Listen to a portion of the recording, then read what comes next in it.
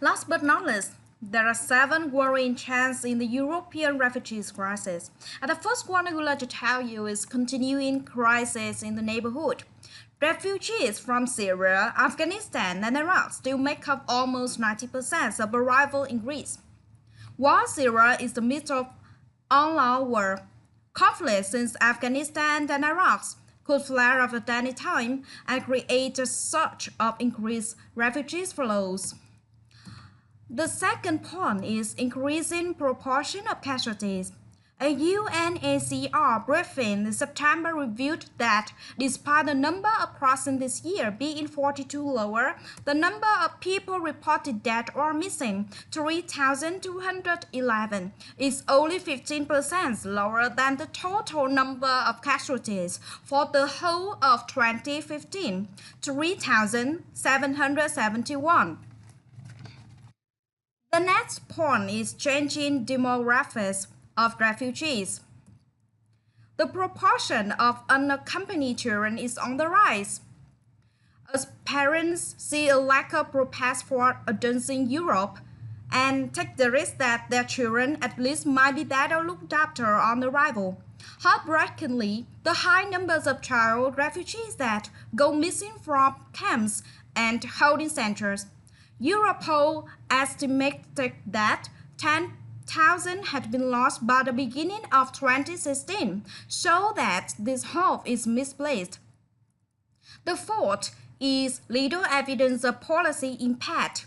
It is unclear to what one should attribute to lower than feared numbers of arrivals this summer. This net trend is fragile solution. Indeed, it is still unclear whether the EU-Turkey deal will hold. Since the failed military coup in Turkey, President Erdogan has threatened to renege on his side of the deal and turn the tap back on if EU does not honor its commitment of visa liberalization for Turks with electronic passport. The sixth trend is beggar thy neighbor attitudes. Amnesty International estimated in a recent report that only 6% of the 66,000 people who were stranded in Greece this time last year have been relocated to permanent homes. Other than reminding Greece that this is their responsibility to deal with, the other 27 member states have done nothing to resolve this situation. And the last point is lack of political narratives. The lesson of the UK Brexit referendum campaign is that you cannot avoid the issue of immigration. To do so only concedes this space to extreme voices. EU leaders have largely avoided tackling this challenge.